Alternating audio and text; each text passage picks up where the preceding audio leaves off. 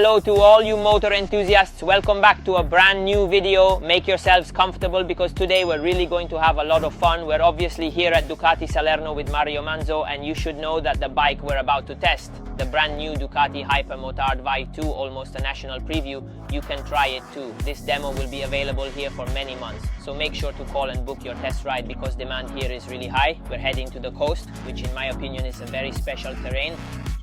It's perfect for a bike like this. And just a quick note, you should know that the other new Ducati bikes, actually almost the entire range, are available as demos too. So write to them, contact them, do whatever you think is best. We're gonna get dressed, get ready, a quick intro, and then we'll start the test ride.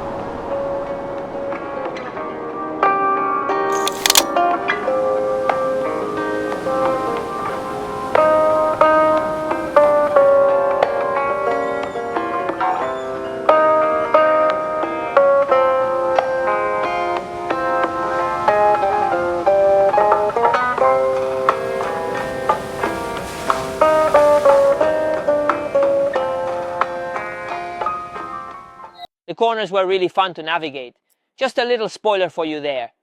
But as always, before we actually get to riding it and showing you a bit of how it goes on the road, let's take a moment to talk about the technical specifications in detail.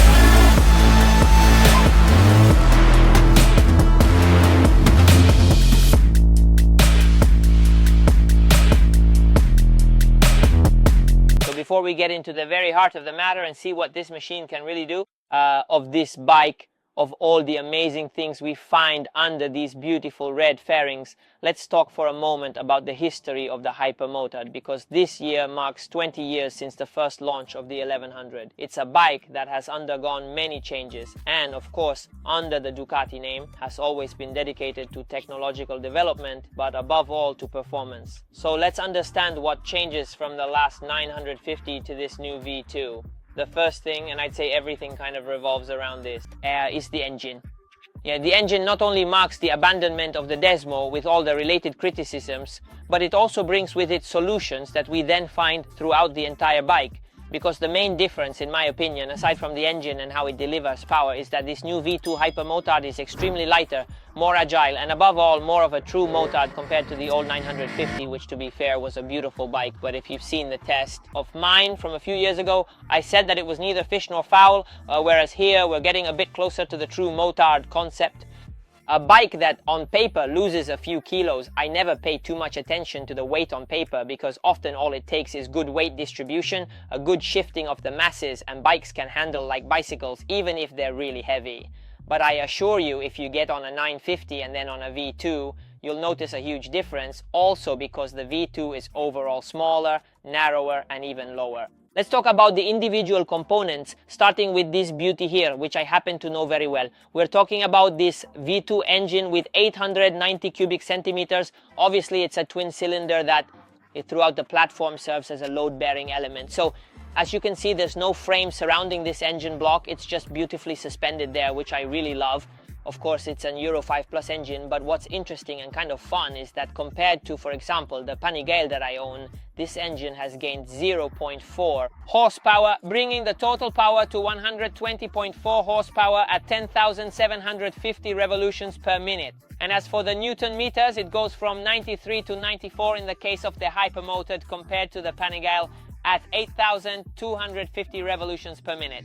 So it's an engine that has definitely gained just a tiny bit more punch, but in my opinion the whole behavior changes because we're dealing with a bike that's completely different in terms of riding position and mass distribution. Let's move on. Moving on to the chassis, suspension and brakes. At the front we find a 46mm upside down Kayaba fork which is fully adjustable with a travel of 170mm. As for the braking system, there are dual 320mm discs with Brembo radial mount calipers. I forgot to mention that there is actually an SP version, which obviously costs more and comes equipped with Öhlins suspension and also changes a few things like the seat, aside from the fantastic livery. On the SP version there are also forged wheels and different brakes, so it's really a fully loaded edition. Moving to the rear, we again have a Kayaba component adjustable for preload and rebound with a rear travel of 160mm. Going a little further back we find a single 240mm disc, again with a Brembo caliper. This is a bike that certainly brakes well as we would expect, but we'll see that in a moment. A 12.5 liter fuel tank, and overall the bike weighs around 190 kilograms ready to ride. Let me make a quick note about this dual exhaust, which in my opinion looks much better on the Hypermotard than on the Street Fighter or Panigale. And this tail section is fantastic. It recalls the entire Panigale family. It's small, and honestly, from an aesthetic point of view, I think it's had a crazy upgrade. Another thing I like to point out is how the saddle has become narrower compared to the old 950, and we really have a very tight contact point between the seat and the tank, really narrow.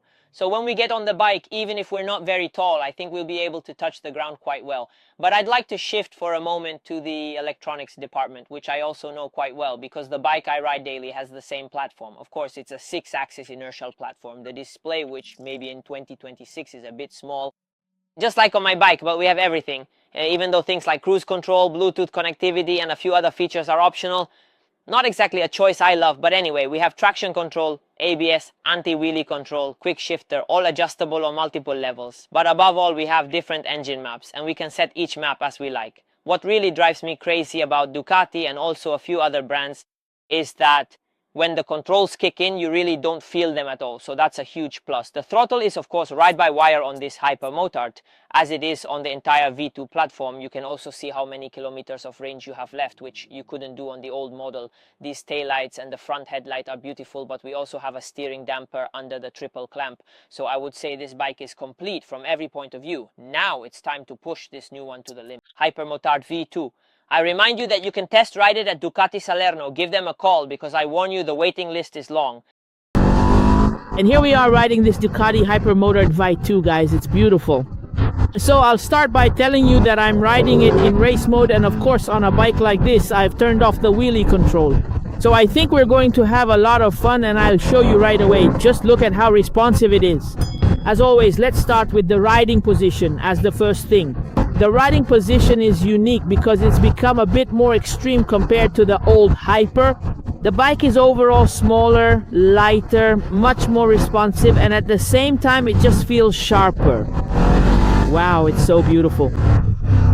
Wow, it's really dangerous here, guys.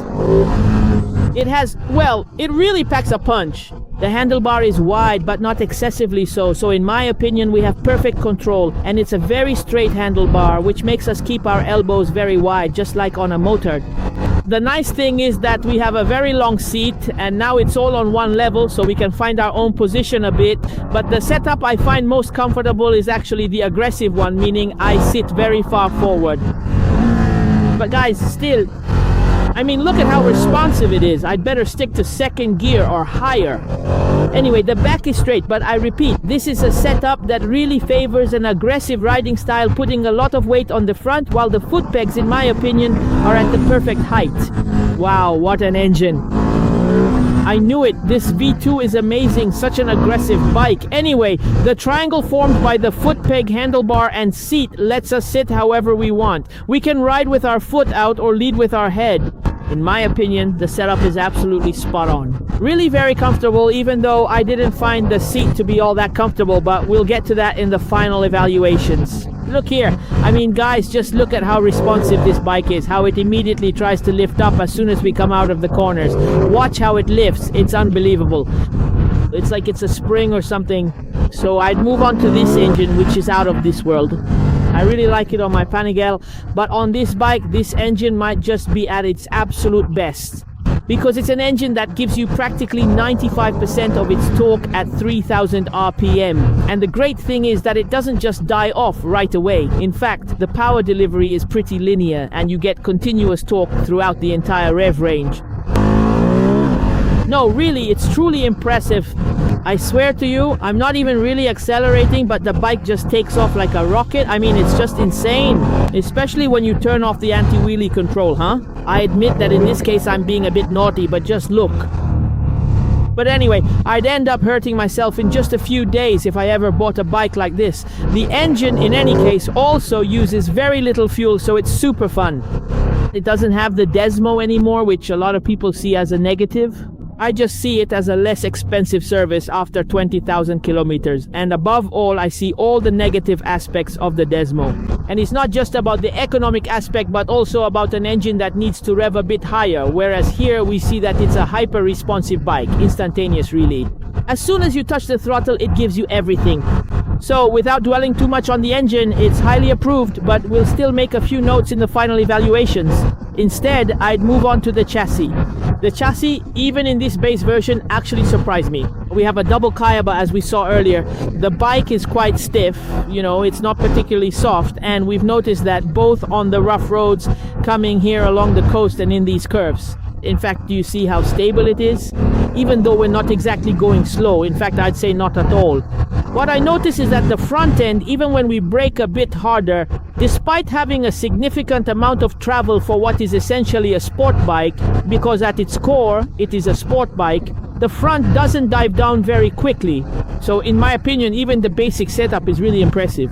I weigh 71 kilos, so I'm probably close to the weight that most bikes are set up for. I have to say the behavior of the suspension, both front and rear, is excellent. It's really excellent. I mean, just look at this. I mean, yeah, I'm really not even trying to do these wheelies. It's just that when you accelerate, it lifts up. But now let's move on to the braking aspect. Another surprising thing about Ducatis, especially because the braking is always top-notch. Oh my God. Guys, it's just insane. I swear to you. I recommend you try it, but take it slow. In any case, let's try a good front brake at 90 kilometers per hour. The rear starts to break loose. Did you see how? Look. You see the rear gets lighter. Right now we have the ABS set to 2. It didn't kick in at all, even though I braked really hard. The front brake is incredibly strong, but what surprised me earlier is that the rear brake also works amazingly well. Look at this.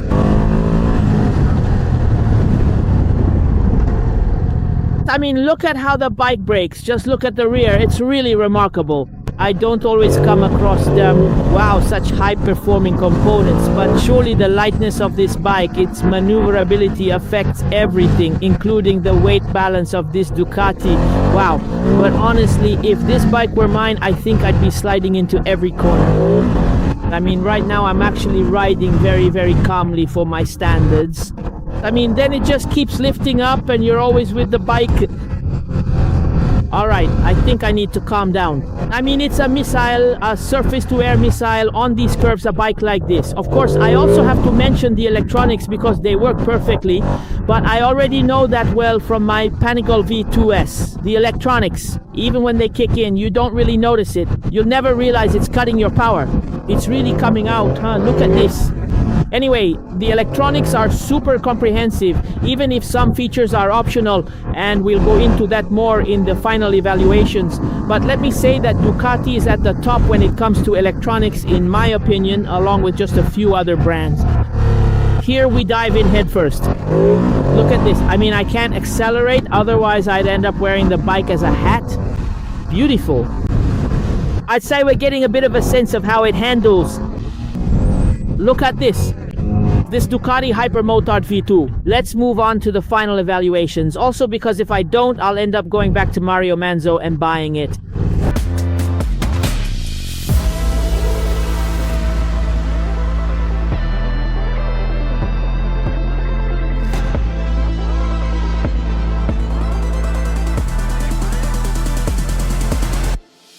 Here we are, we've reached the end of the day. The light is slowly fading on this side of the coast. There's a lot of wind. I hope you can still hear me well. We're at the point where we can start to sum up this day. And as much as the bike is absolutely fun and literally drives me crazy, as you saw during the ride, we did find a few little flaws. So stay comfortable and keep watching the video. Let's start, as always, by analyzing each section one by one, and let's begin. Engine that by now, in my opinion, really doesn't need much introduction anymore, especially if it's me talking about it, since I own a Panigale V2S. But in this configuration on the Hypermotard, as I mentioned at the start of the video, they've added just a tiny bit more torque. And by the way, we also find a 0.4 more horsepower compared to the engine on my Panigale. But that's not the point. The point is that an engine like this, on this kind of chassis, that is on a bike like this, with this riding setup, makes everything super fun and enjoyable, and actually quite comfortable as well. So it's an engine that, on top of everything, is also fuel efficient. We'll only find out over the years if there will be any recalls or little issues, but for now everything is smooth. Well, the great thing, as you've seen, is that it's a super fun engine, but at the same time it's also smooth and progressive, as well as explosive when you really twist the throttle. But it also uses little fuel, so it's literally a bike you could use every day, even just for running simple errands, and then also use it to go on a track, why not, or on mountain passes, or in areas like the coast where today's test took place. Now let's talk about the suspension, which in this case, in the base or standard version of the Hypermotard V2, is managed by Kayaba. I have to say that for the setup this bike has from the factory, at least for my weight, which I remind you is just over 71 kilograms, I found the bike really perfect from a sporty point of view, but maybe a bit stiff when it comes to bumps, in short. All the roughness of the asphalt, especially when riding two-up, even the passenger in the back, today that was the great Antonio, who by the way has ordered one in the SP version, so get ready, that review will be coming too. Told me that generally speaking the bike is comfortable, but with every pothole, with every imperfection in the asphalt, you still get a pretty sharp jolt. We'll add more about this later, specifically regarding the seat itself, but we'll get to that in a bit. So I'd say the suspension is stiff but appropriate. It still has to be a bike that lets you have fun in complete safety in places like this.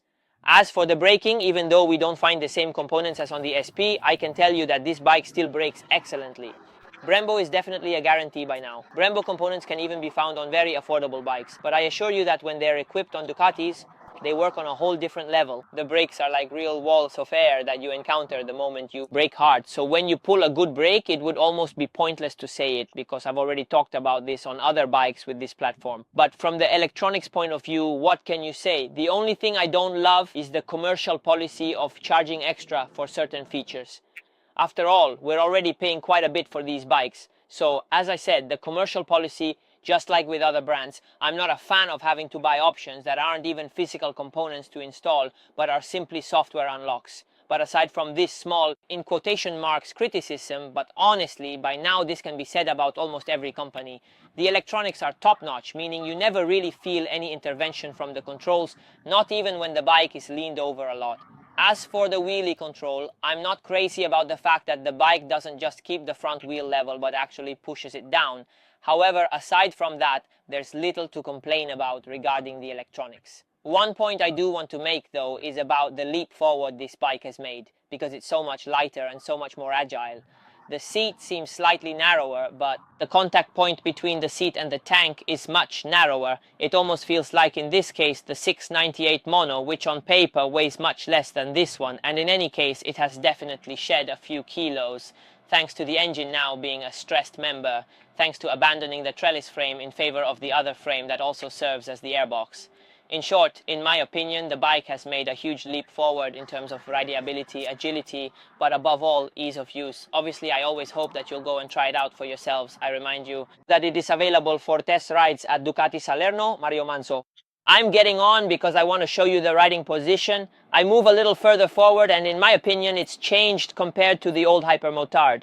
On this one, I feel a bit more like I'm on a motard maybe, compared to the Hypermotard, which was a true hybrid. The handlebar makes me keep my elbows very wide, and by the way, the seat is very long, so we can find our own position. But I noticed that when I was taking corners earlier, I often found myself actually with my crotch on the tank. In other words, the movement we make when we brake hard and load all the weight onto the front. So I found this seat, which is so smooth, really comfortable, let's put it that way. But I also want to show you how, when sitting perfectly upright with your back straight, the foot pegs, in my opinion, are at the perfect height and are also completely aligned with your hips. So The riding position is, in my opinion, spot on. But by now, we're 20 years after this bike was produced. It's made for motored riding, so I'd say they really nailed the riding position. It's really something. This one is much less hybrid compared to the Hypermotard 950. I'll put it on the stand, and I'd say it's time to tell you a bit about what I didn't like.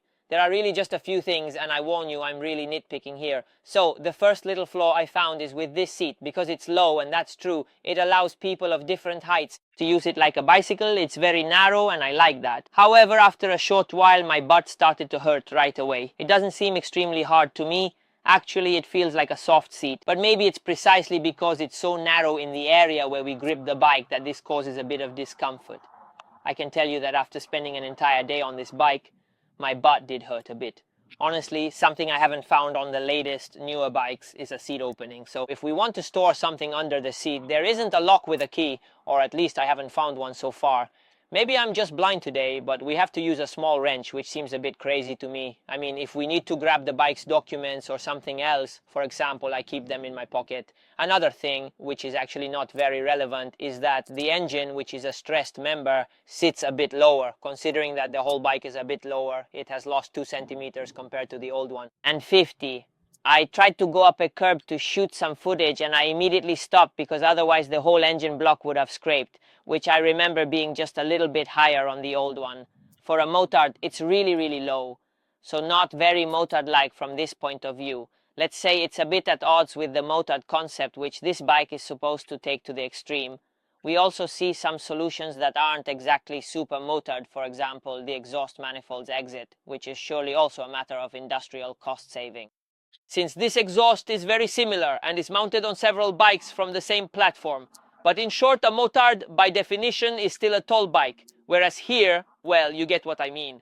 I've already voiced my criticisms about Ducati's commercial policies as well as those of many other companies. For the rest, guys, this is really one of those toy-like bikes where I'd probably hurt myself right away. It's just an absolute blast. Honestly, it goes straight into one of the top 3 most fun bikes, which includes its little sister, the 698 Mono, a truly easy and super light bike, and for that reason, in my opinion, it's a bit dangerous, but in a good way. I really love this restyling, and I'm crazy about this tail section that echoes the Panigale line. I also like these handguards with integrated turn signals. In short, I think it's a really nice bike. Of course, we know that when it comes to Ducati, you shouldn't focus too much on the price, so I'd say that's all for this video. We've seen it. Just how lively it rides along the coast. This bike really drives me crazy. This new update to the Hypermotard is fantastic. I'll be waiting for you in the comments, so please let me know if you've tried it, maybe even ordered it, or just what you think about this update. We'll see each other in the next video, and make sure to go try it out. Alright girls, time to get going. Bye-bye. Really girls, bye-bye.